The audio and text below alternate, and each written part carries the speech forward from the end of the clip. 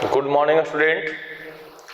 बेटा चलो हम लोगों का जो current lesson strategy for enhancement in food production चल रहा है उसमें हम लोगों ने कल के क्लास में कुछ इम्पॉर्टेंट वेराइटीज को देखा था, यानी जो इम्प्रूव्ड वेराइटीज हैं।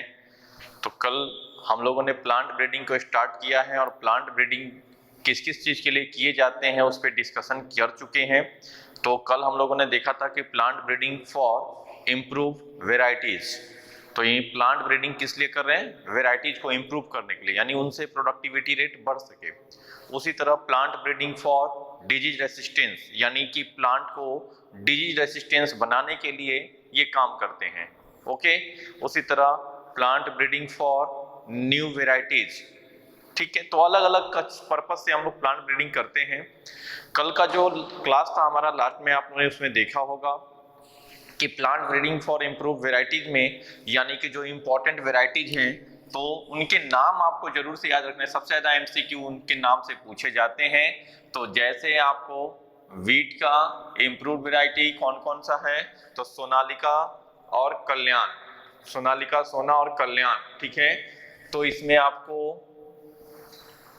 सोनालिका और कल्याण, उसी तरह राइस का इम्प्रूव्ड वैरायटी इंपॉर्टेंट कौन सा है, तो जया एंड रत्ना, ये नाम याद रखना है एकदम। ओके, फिर शुगर केन के लिए, तो शुगर केन के लिए सैक्रम बारबेरी और सैक्रम ऑफिसिनेरम, ठीक है। तो सैक्रम और सैक्रम बारबेरी मैंने बोला था नॉर्थ इंडिया में होता है, और सैक्रम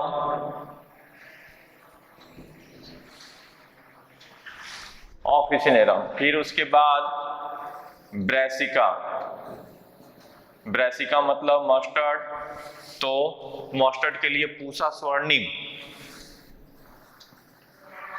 मस्टर्ड का इंप्रूव वैरायटी जो है वो है पूसा,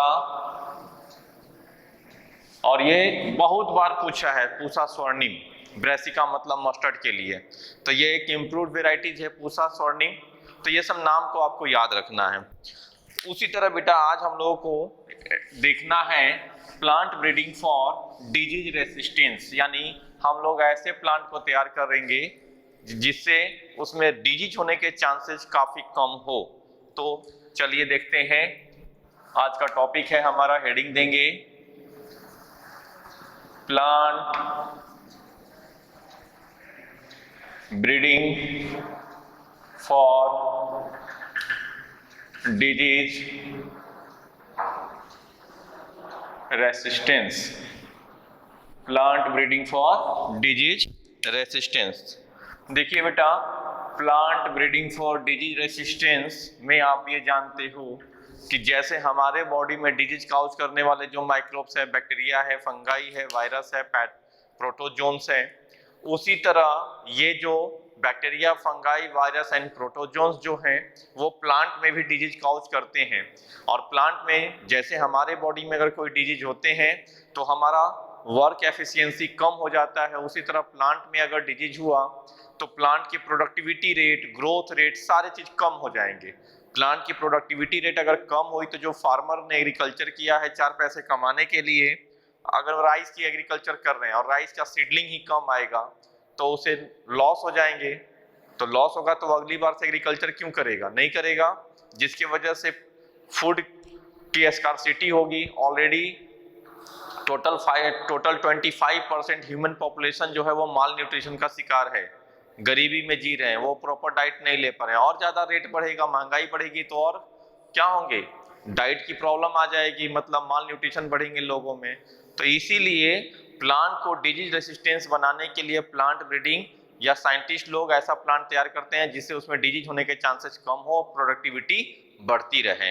तो यहाँ पर वही चीज है, तो fungal, bacteria, viral and nematode,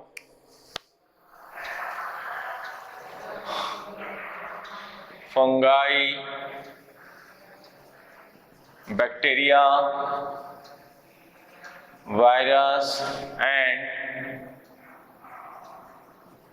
nematodes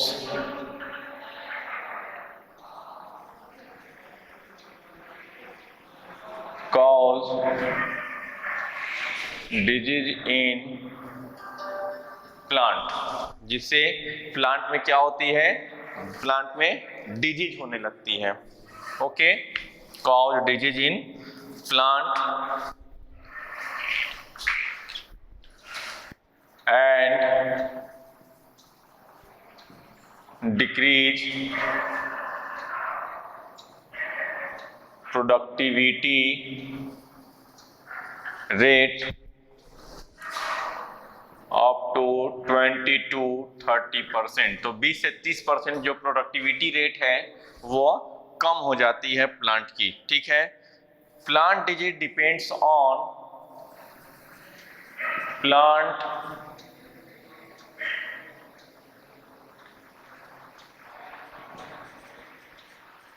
disease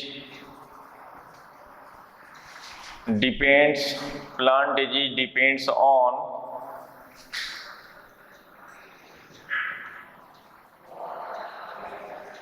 pathogen genotype, second host genotype,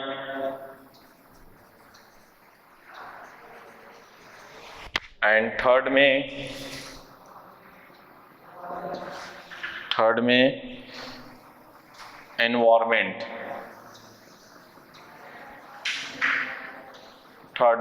environment, okay. A successful breeding for disease resistance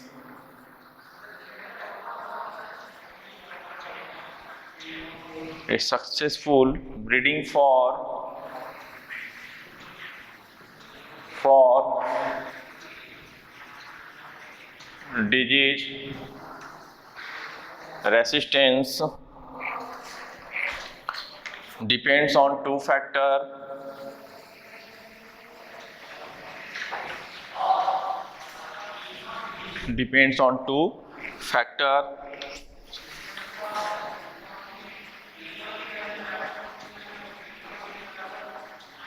good source of resistance,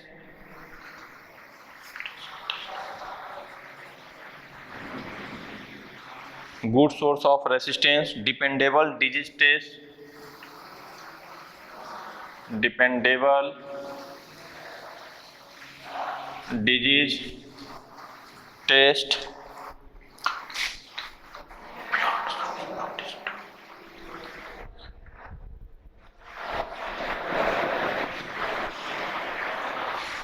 disease resistance crop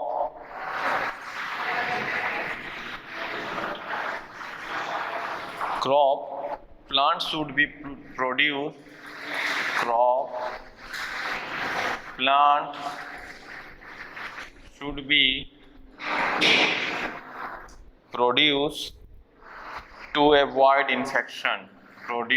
to avoid infection, यानी कि अगर सक्सेसफुल ब्रीडिंग करना है for disease resistance के लिए तो good source of resistance dependable disease test, यानी ऐसे डिजीज टेस्ट से उसे पास होना चाहिए, यानी कि वो भरोसेमंद हो।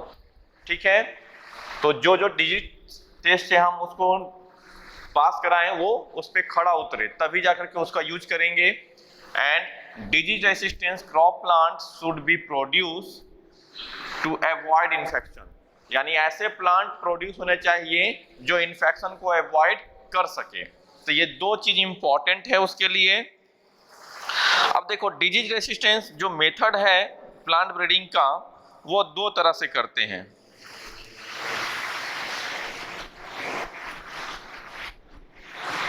Method of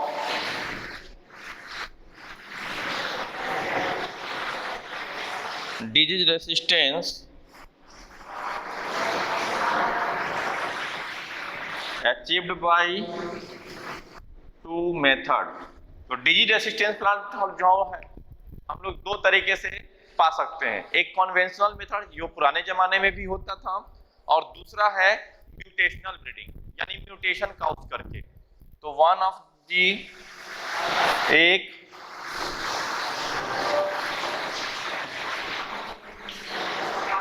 conventional method and second mutation method. ठीक है, अब फर्स्ट में हम लोग देखते हैं conventional method.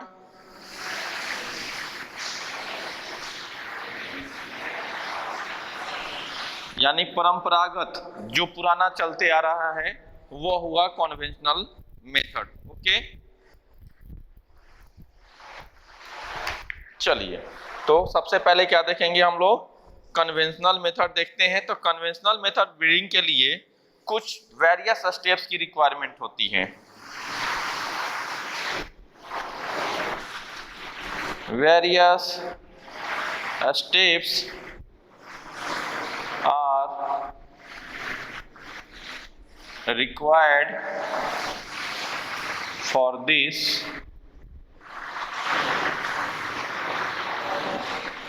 technique।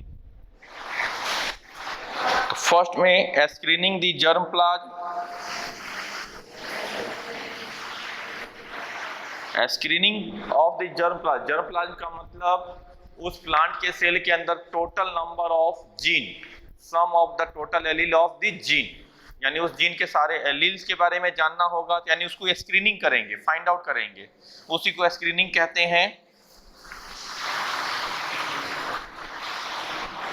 Screening of the germplasm for resistant source, for resistance source, hybridization of selected parent,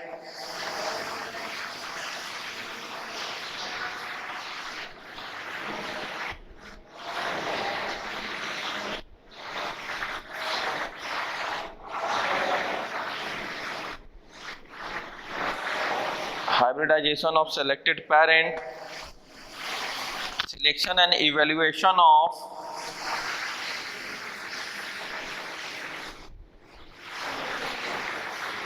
and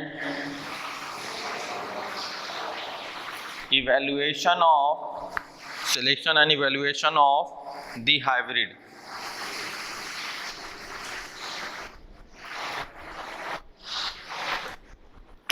The hybrid testing and release of new varieties, testing and release of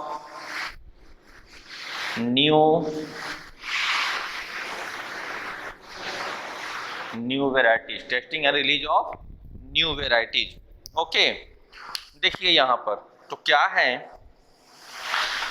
कुछ steps की जरूरत पड़ती है conventional method करने के लिए। तो क्या क्या फाइंड आउट करना पड़ता है उसमें, तो सबसे पहले जर्म प्लाज्म की स्क्रीनिंग करते हैं। वैसे जर्म प्लाज्म की स्क्रीनिंग करते हैं जो डिजीज रेसिस्टेंस के लिए रिस्पॉन्सिबल हो, यानी वैसे एलील या जीन का पता कराते हैं कि जो डिजीज से रेसिस्टेंस करा सके, और वो जीन उस प्लांट में है कि नहीं ये पता करना। हर चीज के लिए कोई ना कोई जीन रिस्पॉन्सिबल होता है, और जीन का मतलब है सेट ऑफ डीएनए का सीक्वेंस जो एक पार्टिकुलर प्रोटीन के लिए कोड करेगा, उसको जीन कहते हैं। और एक जीन में 2 एलील होंगे, ये सब अभी जेनेटिक्स की बातें हैं। तो एलील या जीन एक ही चीज हुआ। अब आइए, तो पहले वैसे जीन का पता करना जो डिजीज रेसिस्टेंस के लिए रिस्पॉन्सिबल हो, वो जीन उस प्लांट में है कि नहीं, उसी को कहते हैं screening of the germplasm for resistance source. Hybridization of selected parent, यानी हाइब्रिडाइजेशन का मतलब मिक्स कराना। 2 अलग अलग पेरेंट को लिया है, एक मेल एक फीमेल, या 2 अलग अलग प्लांट को लिया है, उसमें से कुछ पार्ट, इसमें से कुछ जीन को लेके मिक्स करा दिया, यानी फ्यूजन करा दिया, इसी को हाइब्रिडाइजेशन बोलते हैं। समझे, यानी हाइब्रिड तैयार करना, 2 अलग अलग सोर्स को मिक्स कराना, दैट इज द हाइब्रिड। तो इसी को कहते हैं हाइब्रिडाइजेशन ऑफ सेलेक्टेड पेरेंट। तो पेरेंट का मतलब जिससे हमें मिक्स कराना है, तो वैसे 2 प्लांट के पेरेंट को लेंगे और उनको मिक्स करा के जो भी नया ब्रीड आएगा, तो जो जिससे हम लोगों ने ब्रीड तैयार किया है वो पेरेंट होगा, जो नया ब्रीड आया है वो न्यू वेराइटीज होगा। Selection and evaluation of the hybrid. तो सिलेक्शन एंड इवैल्यूएशन, इवैल्यूएट मतलब इवैल्यूएट करना, ये कितना इंपॉर्टेंट है इस काम के लिए, दैट इज द इवैल्यूएशन। जैसे मैं आप लोगों का टेस्ट लेके इवैल्यूएट करता हूं कि कितना मार्क्स आ रहे हैं, मतलब नीट केस से अभी आप कितना आगे और कितना पीछे हो, दैट इज द इवैल्यूएशन। तो selection and evaluation of the hybrid, तो जो हाइब्रिड आता है उसको सिलेक्ट करके और इवैल्यूएट करते हैं कि जिस पर्पस से हमने हाइब्रिडाइजेशन कराया है वो पर्पस, वो सारे कैरेक्टर इसमें है कि नहीं है उस हाइब्रिड में। Testing and release of new variety, और तब उसका टेस्टिंग करके मार्केट में रिलीज करते हैं कि अब फार्मर लेके जाओ, इसका यूज करो, एग्रीकल्चर करो, इससे तुम्हें फायदा होगा। That is the testing and release. तो न्यू वेराइटीज को कमर्शियल लेवल पे रिलीज कराना। तो ये कन्वेंशनल मेथड के स्टेप्स हो गए।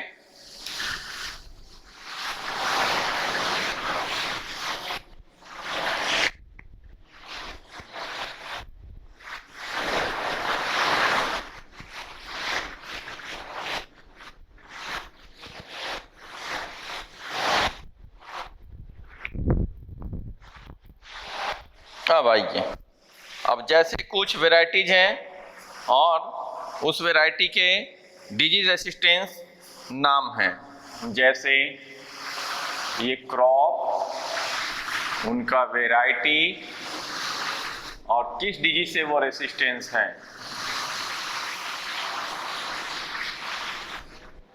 Resistance to disease, okay, resistance to disease. First में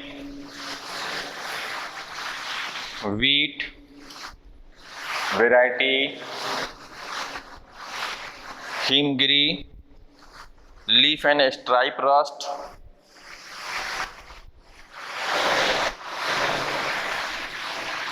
leaf and stripe rust, हिलबर्न,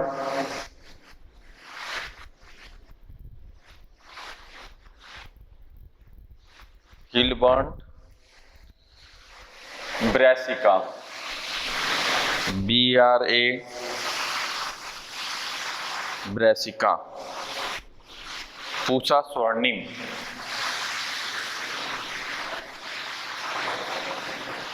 Pusa Swarnim, इसी को कहते हैं करण राई, white rust,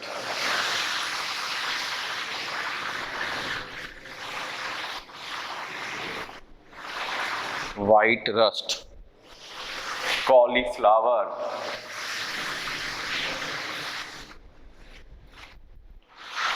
Pusa Shubhra,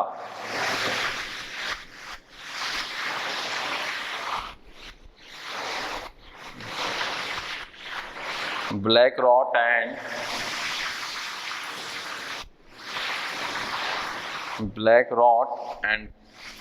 curl bright,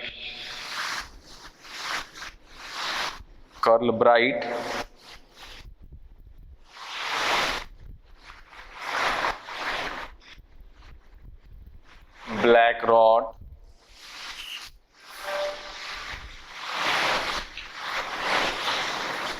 इसी को कहते हैं पूसा स्नोबॉल K1,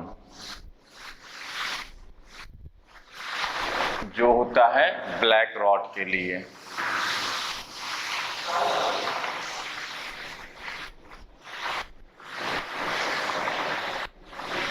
कॉलीफ्लावर के लिए ही है दोनों। नेक्स्ट है cowpea, Pusa Kamal, Pusa Kamal bacterial blight,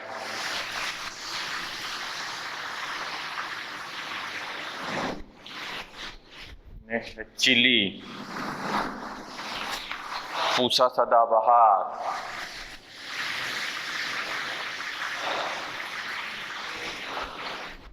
chilli mosaic virus,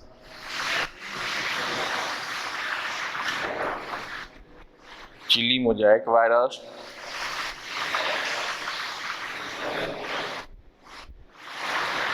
TMV and leaf curl, TMV and leaf curl।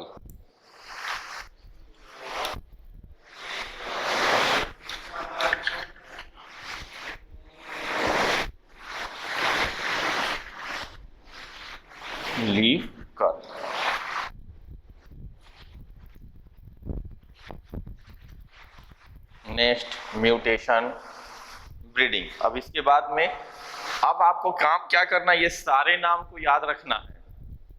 यही सब मेन पार्ट है इस क्वेश्चन से एमसीक्यू पूछने का, चाहे नीट हो या आपका टेस्ट हो, ये सब नाम को याद रखना। पूछ देगा आपसे, पूषा कमल किसके लिए रेसिस्टेंस है, तो बैक्टीरियल ब्लाइट के लिए। और ये किस क्रॉप के लिए है, तो कॉपिया के लिए है। उसी तरह ब्रैसिका, तो पूषा स्वर्णिम किसके लिए है, किस लिए बनाया गया इसको, तो व्हाइट रस्ट के लिए। या पूषा स्वर्णिम इज दी, और ऑप्शन 4 दे देगा, उसमें से एक रहेगा करण राई। तो आप जानेंगे पूषा स्वर्णिम ही करण राई है, तभी टिक लगा पाएंगे। हिमगिरी वैरायटी पूछ देगा, हिमगिरी वैरायटी इज फॉर, तो हिमगिरी वैरायटी किसके लिए है, तो क्रॉप व्हीट के लिए है।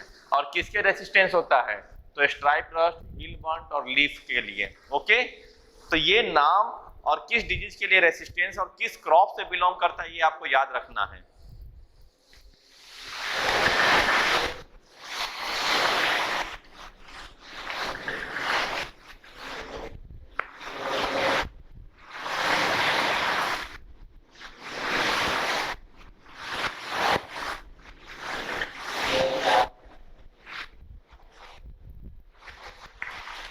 नेक्स्ट है mutation breeding.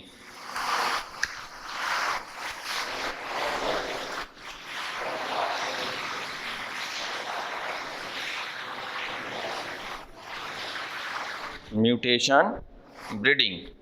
It is a process in which genetic variation are created. It is a process in which genetic variation are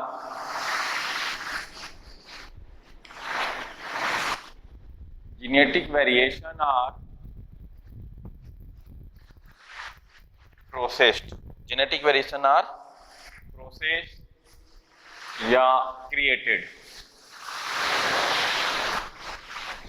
अब जेनेटिक वेरिएशन, चूंकि अभी आपका जेनेटिक्स और मॉलिक्यूलर बायोलॉजी नहीं हुआ है, तो म्यूटेशन का मतलब जो डीएनए के सीक्वेंस हैं, तो डीएनए के सीक्वेंस में अगर एक बेस पेयर का भी चेंजेज आ जाता है, उसके वजह से हो सकता है बनने वाले पूरे प्रोटीन का सीक्वेंस चेंज हो जाए। अभी बस इतना समझो कि डीएनए के बेस पेयर में किसी तरह के सीक्वेंस में चेंज हो जाना, डीएनए बायोमोलिक्यूल में तो पढ़ाया ही है मैंने, ये समझ लो डीएनए है, और डीएनए का ये एक पार्टिकुलर पार्ट, एक जीन हुआ जो एक पार्टिकुलर कैरेक्टर के लिए रिस्पॉन्सिबल है। अगर इधर ACT है, तो इसका कॉम्प्लीमेंट्री क्या होगा, TGACGTGA।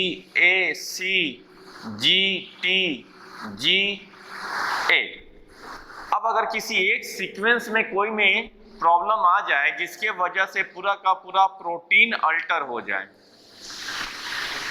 यानी प्रोटीन चेंज हो जाए, दैट इज कॉल्ड म्यूटेशन। कोई एक बेस पेयर में, मान लो यहां पर इसी में चेंज आ गया, ये GC के जगह पर क्या हो जाए, मान लो GC के जगह पर यहां पर A और T हो गया, या फिर GC यहां पहले GC था, अब यहां पर G और T, गलती से G के साथ T बाइंड हो जाए, गलती से, तब पूरा का पूरा हो सकता है प्रोटीन अल्टर हो जाए, दैट इज द म्यूटेशन। तो किसी भी एक सीक्वेंस में अल्टरेशन होने से जो जीन का सीक्वेंस है वो चेंज हो जाएगा, दैट इज द म्यूटेशन। और इसी का मदद लेकर के हम लोग न्यू ब्रीड को तैयार करते हैं। तो आइए, ये नेचुरल भी हो सकता है, अभी जैसे हम लोग बोल रहे हैं कोरोना वायरस जो है उसको चाइना के वुहान लैब में हुआ, तो कैसे लैब में उसको प्रोड्यूस कर देगा, कैसे बना लेंगे, तो यही जीन का छेड़छाड़ करके जीन में चेंजेस कर देंगे। लैबोरेटरी स्केल पे ये काम किया जा सकता है, पॉसिबल है। तो जीन में छेड़छाड़ कर देंगे, यानी उसको अल्टर कर देंगे, कुछ चेंज कर देंगे, जिससे वो एक नए तरह के वायरस के रूप में आ जाएगा। आइए, तो म्यूटेशन ब्रीडिंग। अब म्यूटेशन ब्रीडिंग में क्या क्या इन्वॉल्व होते हैं,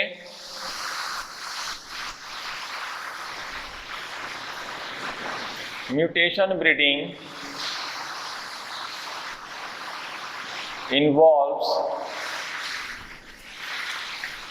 introducing mutation through mutagen।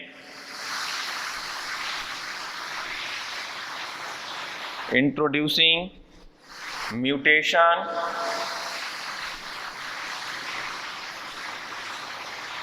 through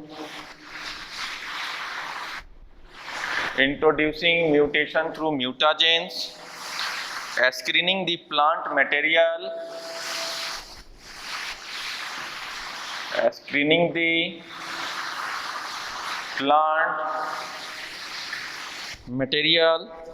for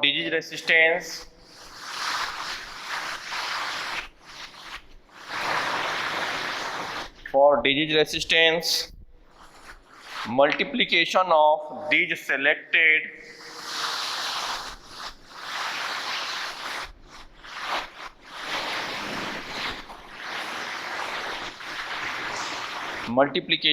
selected plant for direct use or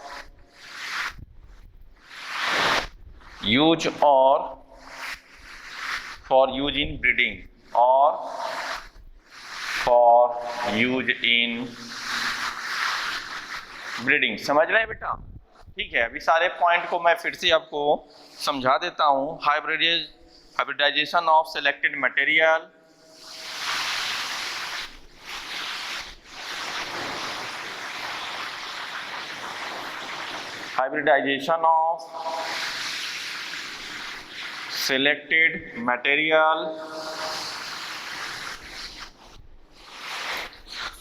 selection for disease resistance, testing and release as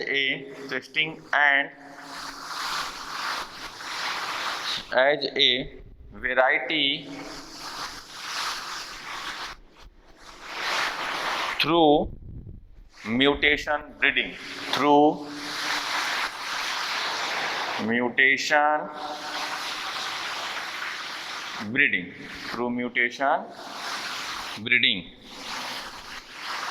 varieties of moong, bean,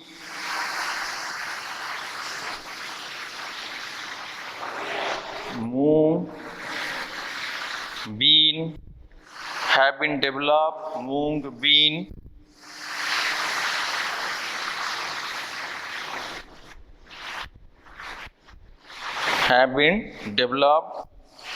भिंडी परवनी, अब जैसे एक एग्जांपल है भिंडी, यानी उसको परवनी क्रांति उसका वैरायटी है। भिंडी का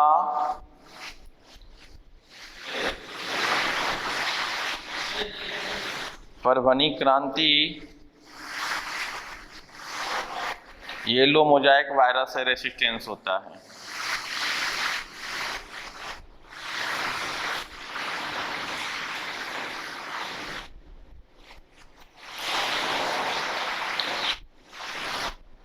अब ये समझे?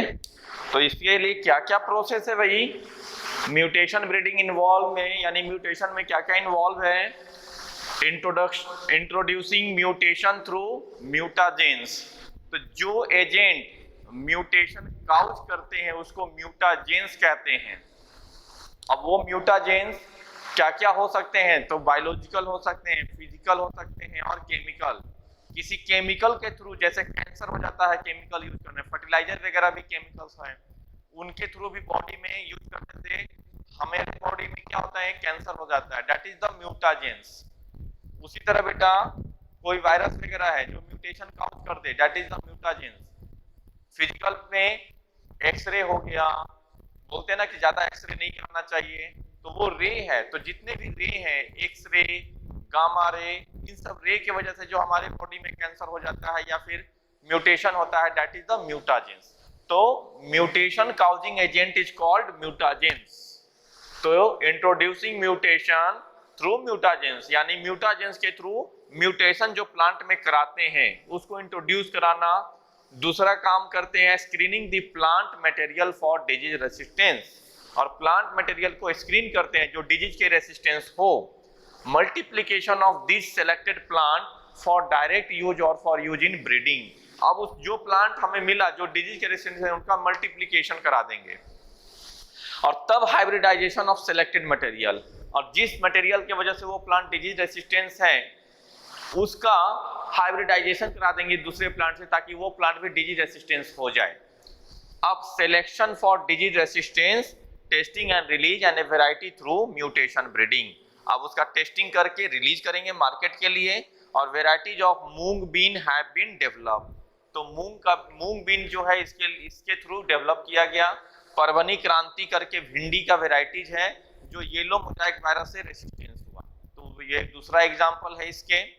अब आइए डिजीज रेसिस्टेंस फॉर पेस्ट या डिजीज रेसिस्टेंस फॉर इंसेक्ट। तो plant breeding for insect resistance, यानी इंसेक्ट वगैरह से प्लांट को बचाने के लिए जो प्लांट ब्रीडिंग किए उस चीज को अब हमें देखना है।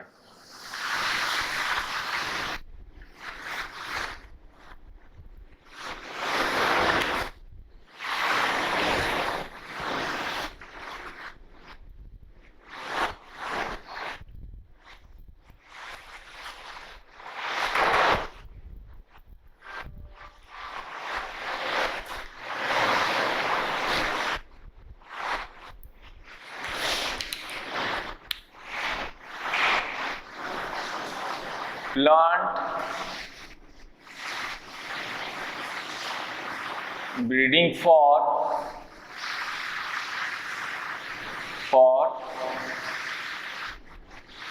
developing resistance to insects। तो प्लांट ब्रीडिंग कर रहे हैं हम लोग प्लांट को इंसेक्ट वगैरह से बचाने के लिए।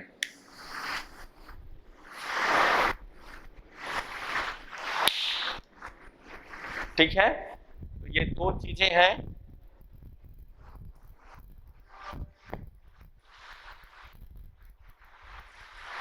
चलिए आइए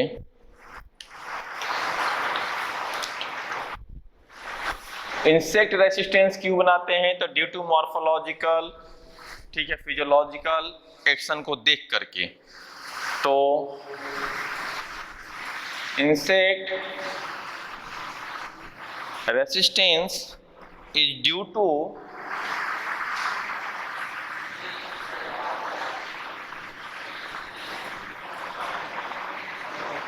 मॉर्फोलॉजिकल,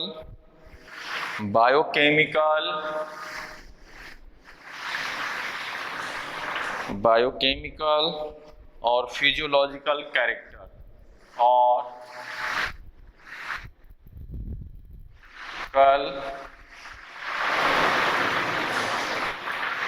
और फिजियोलॉजिकल कैरेक्टर्स। अब जैसे तो डिजीज, ये इंसेक्ट के रेसिस्टेंस बनाने के लिए उनके मॉर्फोलॉजिकल, फिजियोलॉजिकल कैरेक्टर इंपॉर्टेंट होते हैं। जैसे वीट के स्टेम में कोई इंसेक्ट काम नहीं कर पाता, यानी इंसेक्ट से हमला नहीं हो पाता है, अटैक नहीं होता है। क्यों ऐसा? क्योंकि जो वीट प्लांट का जो स्टेम है वो सॉलिड होते हैं, जिसकी वजह से बहुत सारे इंसेक्ट उसको अटैक नहीं कर पाते हैं। तो ये क्या हुआ, मॉर्फोलॉजिकल बात हुई उसकी। तो आइए वैसे वैसे चीजों को देखते हैं। तो एग्जाम्पल में solid stem in wheat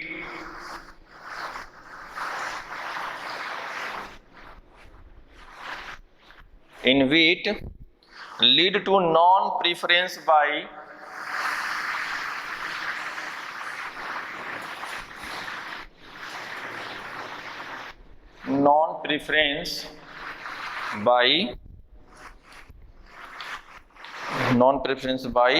stems of fly। का नाम है स्टेम सॉफ्लाई। ये प्लांट के स्टेम पार्ट को खा जाता है, लेकिन वीट का प्लांट इतना सॉलिड होता है कि उसको ये खा नहीं पाता है। तो वही दिया है नॉन प्रेफरेंस, यानी स्टेम सॉफ्लाई जो इंसेक्ट है वो वीट के प्लांट को प्रेफर नहीं करता है। नेक्स्ट देखेंगे Smooth leaved and nectarless cotton varieties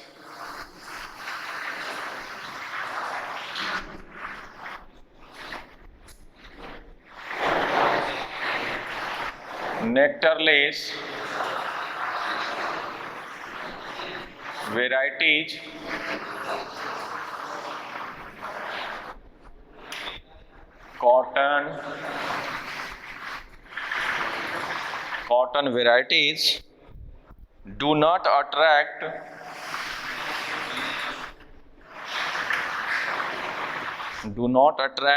bollworms.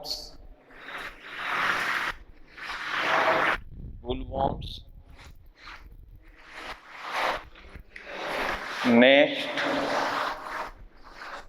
low nitrogen, sugar and high aspartic, low nitrogen, sugar and high aspartic acid in maize develop resistance to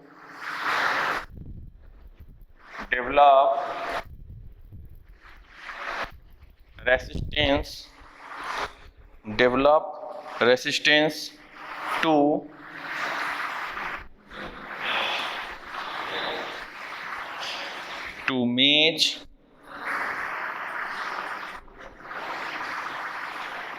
stem borers.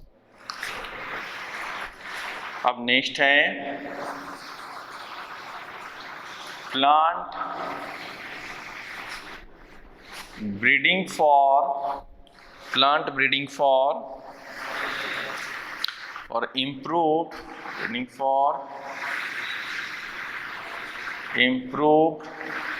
food quality.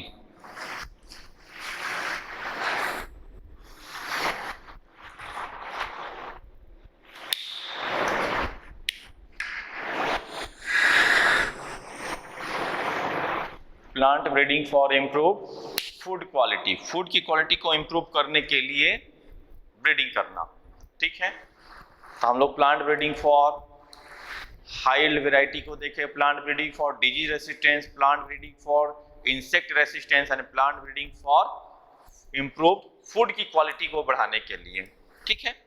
तो देखिए, आप और हम जानते हैं about 84 million people in the world, 840 million people in the world do not have adequate food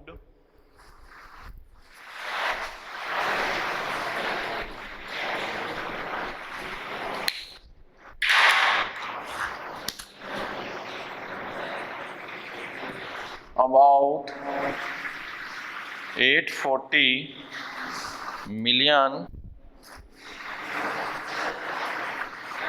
people in world do not have adequate food,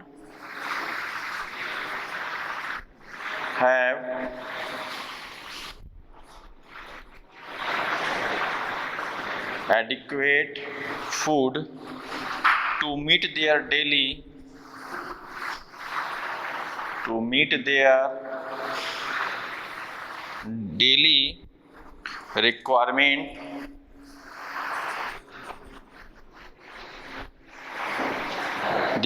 requirement in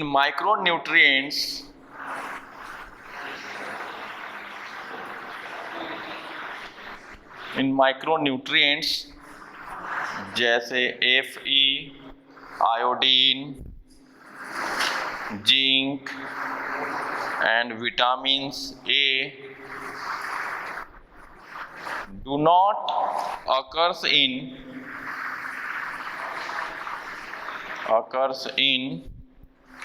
food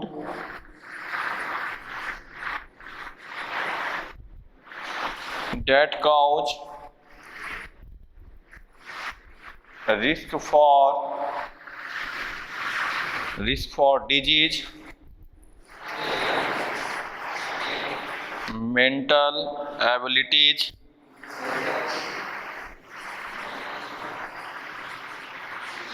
and life span. तो ये हमारे डाइट में ज़्यादातर क्या deficiency, ये सब बहुत सारे चीज़ ऐसे हैं जो हमारे डाइट में नहीं मिल पाते हैं ज़्यादातर, क्योंकि वो बैलेंस डाइट लेते ही नहीं है। क्या कह रहा है कि about 840 million people in world do not have adequate food to meet their daily requirement. जितना उसके डाइट की जरूरत है, इंडिया में ही मैक्सिमम लोग सिर्फ कार्बोहाइड्रेट से अपने डाइट को पूरा करते हैं। क्या खाते हैं गरीब लोग? क्या है, या जो लो क्लास कहने का मतलब इनकम से, ठीक है, तो कहने का मतलब बेचारे के पास उतना सोर्स ऑफ इनकम नहीं है कि वो फ्रूट खरीद सके, मिल्क खरीद सके। बट डाइट में क्या होना चाहिए? दाल भी होनी चाहिए, रोटी भी होनी चाहिए, या चावल होनी चाहिए, ग्रीन वेजिटेबल होना चाहिए, उसके बाद दोपहर या कभी एक टाइम पे फ्रूट होने चाहिए, रात को दूध होनी चाहिए। तो milk, fruit, green vegetable, rice, चपाती, ये सारे चीज बैलेंस डाइट में पर डे होना चाहिए। ओके, लेकिन इतना सबके पास पॉसिबल नहीं है। ज्यादातर लोग भरपेट रोटी खा के जी लेते हैं, भरपेट चावल खा के जी लेते हैं, सबके पास पॉसिबिलिटी नहीं है, तो वो बैलेंस डाइट नहीं हुआ। तो वैसे में कुछ माइक्रो न्यूट्रिएंट्स यानी कि आयरन की, आयोडीन की, जिंक की, विटामिन की, वो फूड में नहीं मिल पाते हैं। और जब ये चीज नहीं मिलती है तो रिस्क हो जाता है मेंटल एबिलिटीज का, लाइफ स्पैन कम हो जाएंगे, या बहुत सारे अदर डिजीज के लिए वो सफर करेंगे।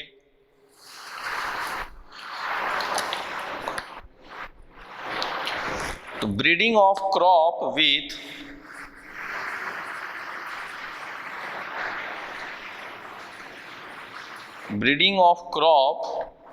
higher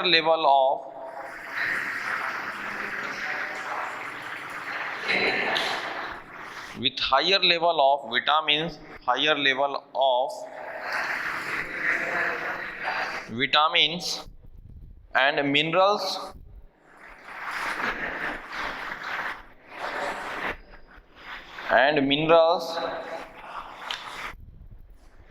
or higher protein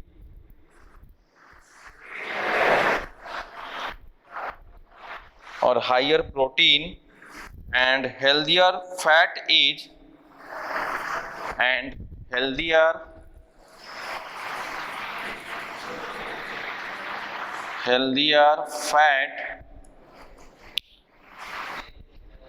is called biofortification. अब ये टर्म को याद रखना है, कौन सा? बायोफोर्टिफिकेशन। तो बायोफोर्टिफिकेशन का डेफिनेशन क्या है? तो breeding of crop with higher level of vitamin, यानी ऐसा क्रॉप तैयार करना जिसमें विटामिन ज्यादा मिले, मिनरल्स मिले और हायर प्रोटीन हो, एंड हेल्दियर फैट हो, यानी कि बेकार वाला फैट नहीं, हेल्दियर फैट मिले, उसको कहते हैं biofortification. That is called biofortification. Okay,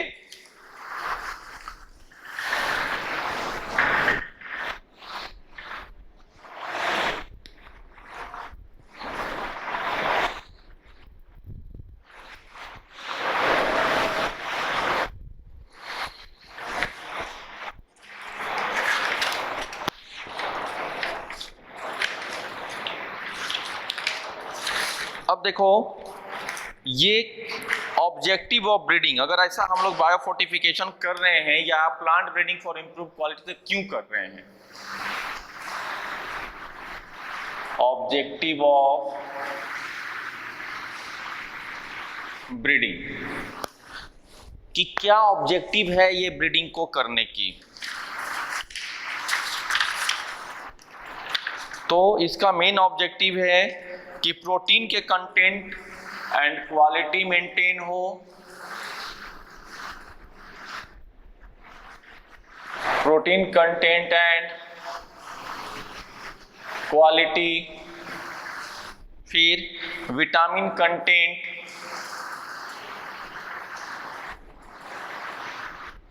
vitamin का कंटेंट मेंटेन हो उसमें, फिर oil content and quality, oil content and quality, vitamin की क्वालिटी नहीं, विटामिन विटामिन से, ठीक है। लेकिन प्रोटीन में प्रोटीन और साथ ही साथ और प्रोटीन की क्वालिटी, क्योंकि प्रोटीन बहुत सारे तरह के हैं। उसी तरह ऑयल के लिए healthier oil and bad oil अलग अलग हैं। फिर नेक्स्ट देखिए, micro nutrients and mineral content. Micro nutrients and mineral content,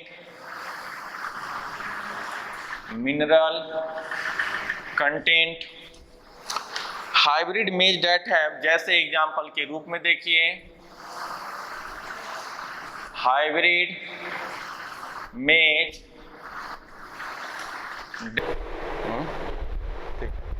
यानी ऐसा हाइब्रिड मेज तैयार किए जिसमें लाइसिन और ट्रिप्टोफान एमिनो एसिड बहुत ज़्यादा हो। क्यों ऐसा भाई? क्योंकि जनरली जो मेज है उसमें ट्रिप्टोफान और लाइसिन की डेफिशिएंसी होती है, तो हमने ऐसा तैयार कर दिया कि 2 गुना ज़्यादा हो जाए, 2 टाइम्स मोर। फिर उसी तरह देखिए, एक वीट वेराइटी है Atlas 66, wheat Atlas 66 has high protein content, has high protein content. Iron fortified rice,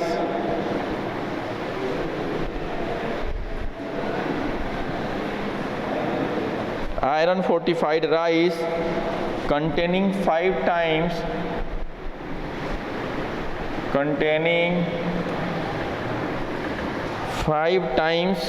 much iron,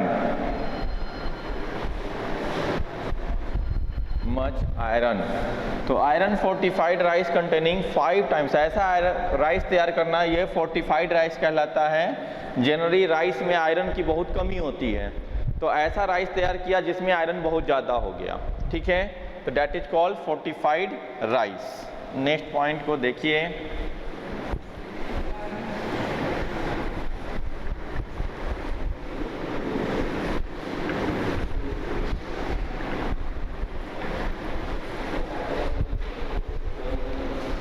there are 8 essential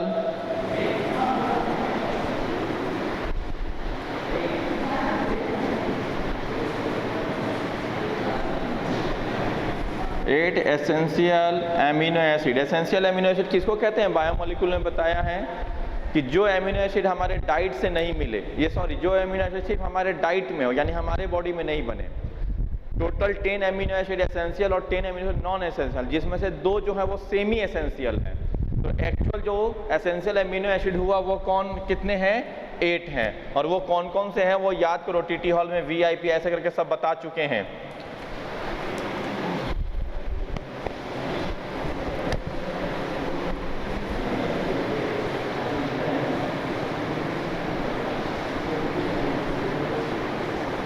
Protein of cereals and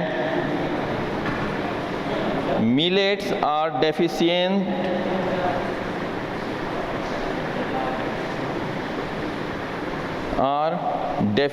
in two amino acid, lysine and tryptophan,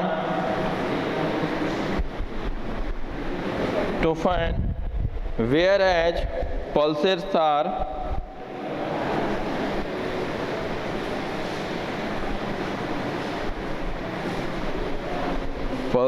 are deficient in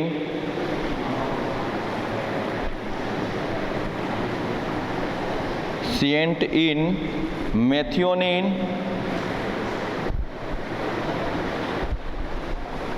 and cysteine. Methionine and cysteine. Indian Agriculture Research Institute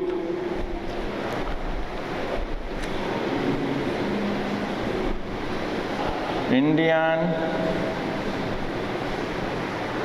Agriculture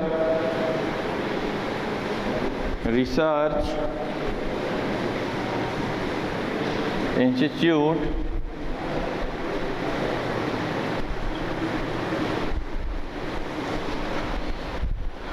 has released vegetable crop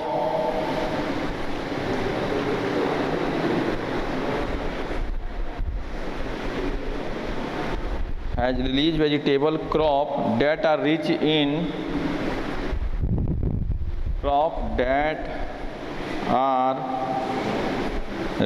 in vitamins and minerals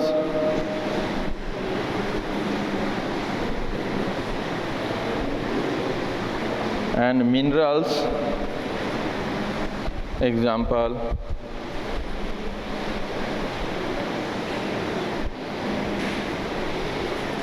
lysine and tryptophan,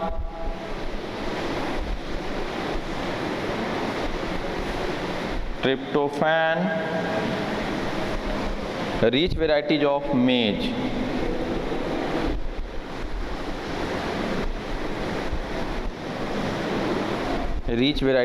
maize, high protein variety of wheat, high protein varieties of protein,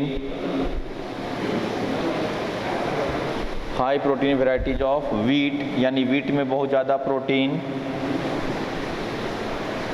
wheat, iron fortified varieties of rice,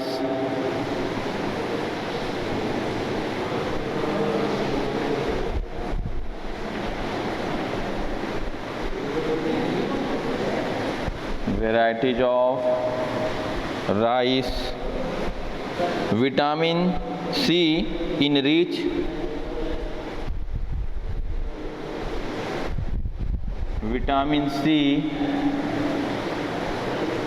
enriched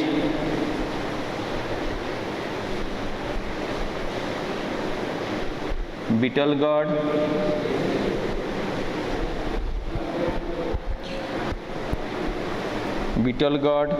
tomato, mustard,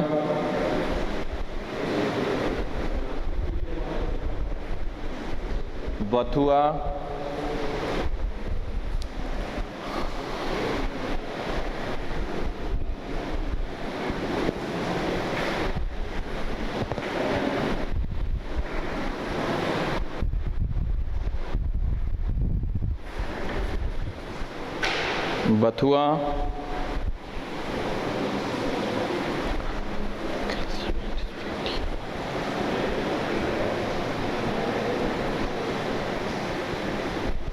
iron and calcium enriched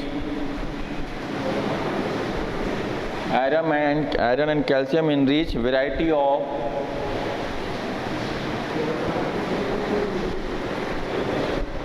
spinach यानी पालक and बथुआ, ये सब बथुआ का साग होता है, यानी कि जो ग्रीन वेजिटेबल यूज करते हैं वो हुआ लीफ वाला part. Protein enrich variety of beans, protein enrich variety of beans like French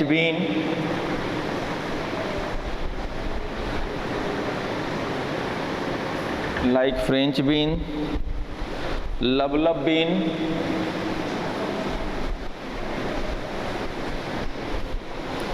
broad bean,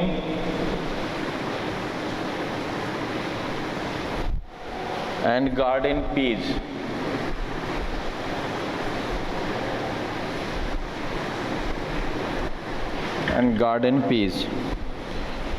vitamin a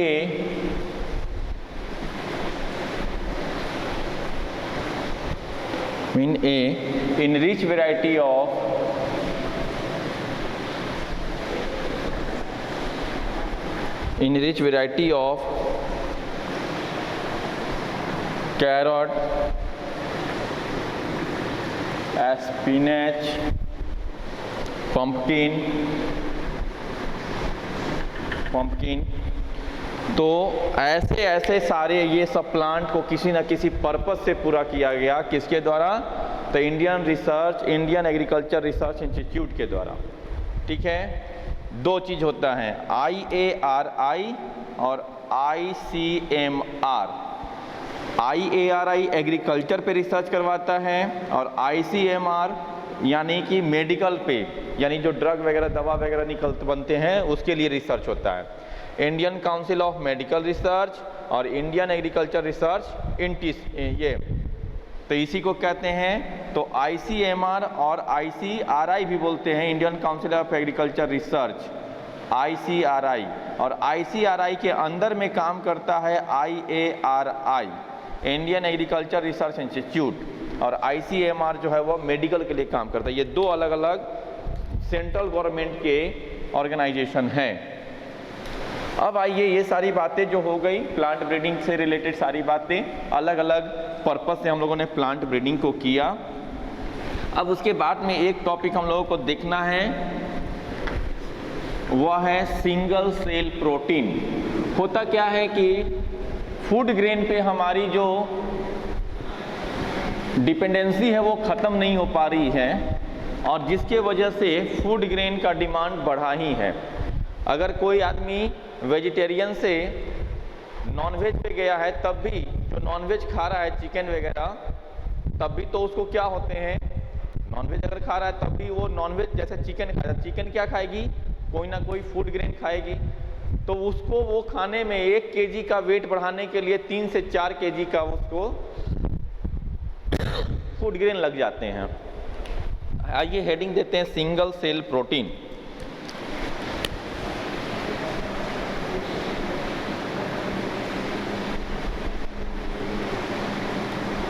single cell protein, इसी को शॉर्ट में बोलते हैं SCP।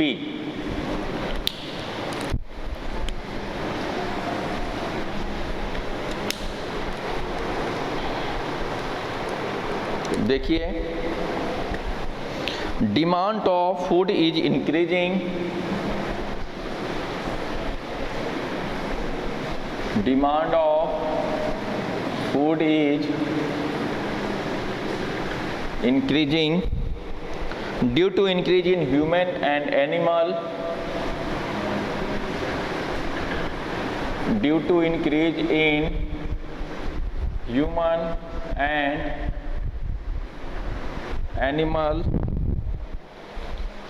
animal population,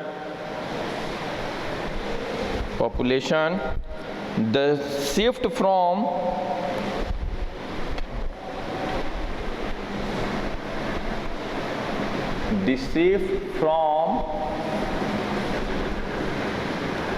grain to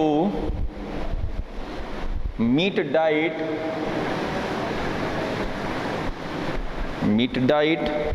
does not solve the problem,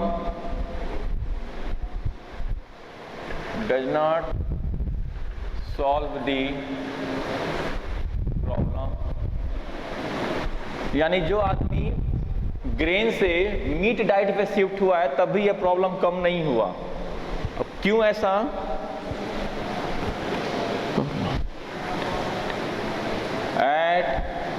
It takes 3 to 10 kg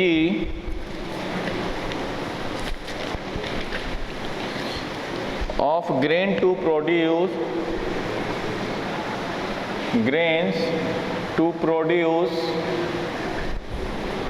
1 kg of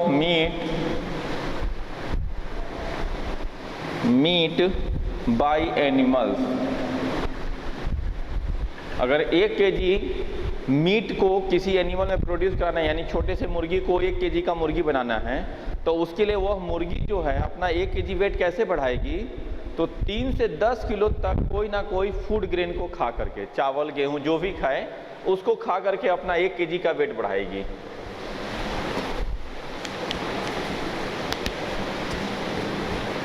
animal, meat by animal. तो animal की जो farming करते हैं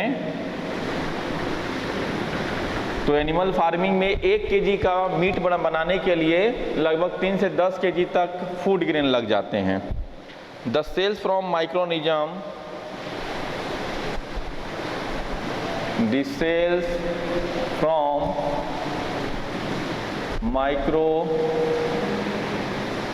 organism such as bacteria,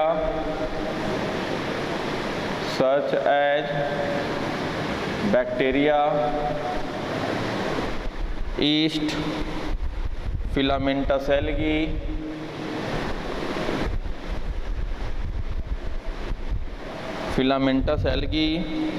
treated in various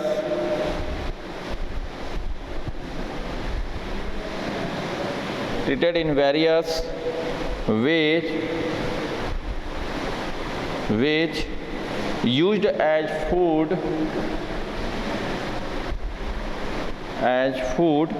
are called single cell protein।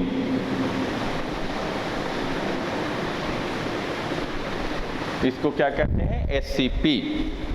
तो जो कुछ micro organism हैं उसके थ्रू हम अगर कुछ प्रोटीन या अपने डाइट के फूड को तैयार कर लें, इससे क्या होगी? एग्रीकल्चर पे डिपेंडेंसी कम हो जाएगी हमारी। इसी को कहते हैं single cell protein.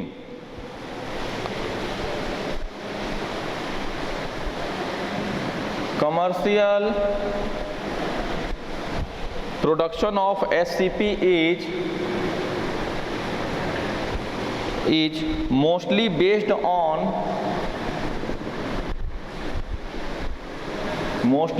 on single cell yeast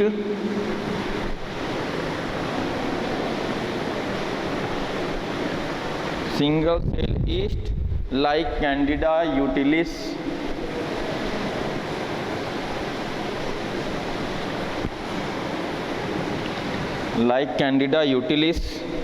and fungus Fusarium,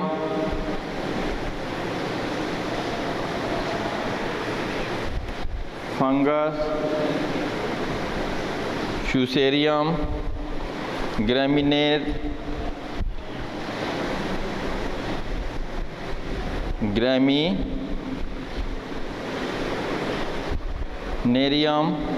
In most cases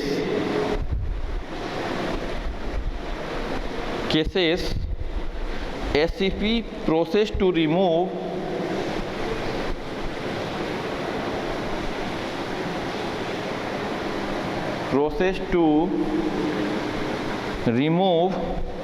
the excess of nucleic acid. SCP is rich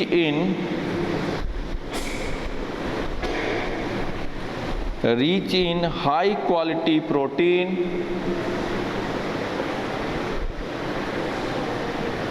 and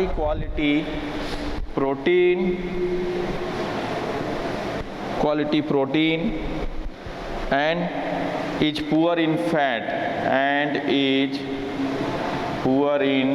fat, मतलब देखो पहले तो हम लोग SCP की तरफ मूव क्यों किए?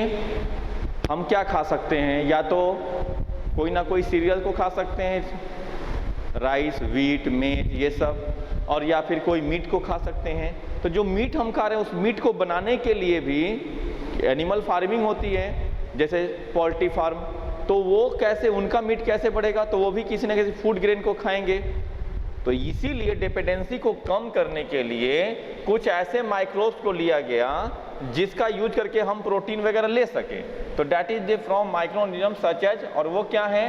तो बैक्टीरिया हो सकते हैं, यीस्ट है, या फिलामेंटस एल्गी है, जैसे साइनोबैक्टीरिया वगैरह भी लेते हैं। ओके, और treated in various way used as food. अब उनको अलग अलग तरीके से इंडस्ट्री में ट्रीट करके और उससे जो फूड क्वालिटी, अच्छी क्वालिटी के फूड को तैयार करते हैं, जिससे डिपेंडेंसी कम हो जाती है, और इसी को कहते हैं single cell protein. Commercial level पे अगर इसको हम लोग तैयार करते हैं, तो जैसे ईस्ट का एक वैरायटी है कैंडिडा यूटिलिस, एंड फिलामेंटस फंगस है, वह है फ्यूसेरियम ग्रामिनेरम। और मोस्ट केस में जो excess amount of nucleic acid है उसको उसमें से निकाल देते हैं, ज़्यादा न्यूक्लिक एसिड नहीं। मेन फोकस किस पे होता है? प्रोटीन पे और हेल्दियर फैट पे, ठीक है। तो जो हेल्दियर फैट होंगे सिर्फ उसको रखेंगे, और जो बेकार की क्वालिटी वाले फैट होंगे जो हमें नुकसान देते हैं वैसे फैट को रिमूव कर देंगे। तो न्यूक्लिक एसिड, तो ACP is rich in high quality protein and is poor in fat. ये बातें हो गई। Some common microbes as ACP producer. Some common microbes as ACP producers, जैसे साइनोबैक्टीरिया। साइनोबैक्टीरिया का वैरायटी है मिथाइलोफिलस, मिथाइलोफिलस, मिथाइलोफिलस, मिथाइलोट्रोपस।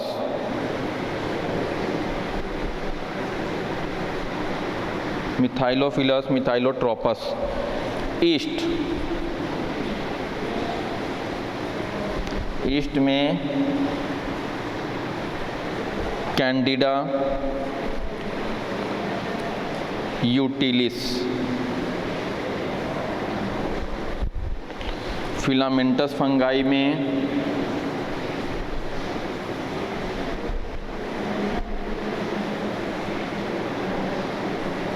फंगाई में फुसेरियम ग्रैमिनेरियम, Fusarium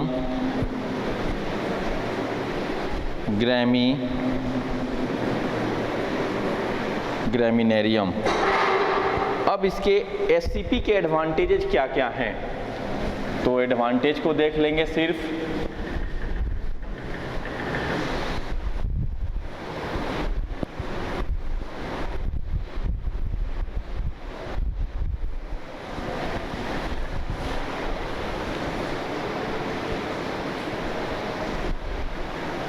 advantages: rich protein and poor in fat,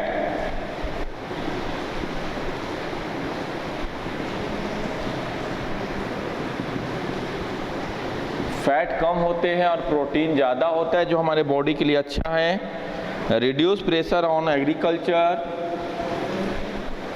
reduce pressure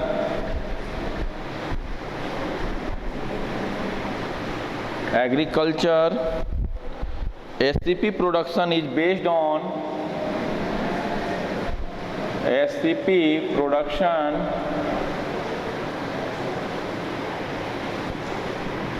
is based on industrial effluent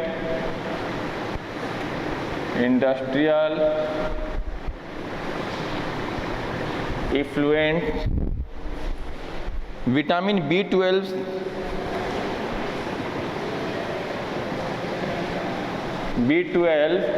जिसे साइनोकोवैलामाइन बोलते हैं,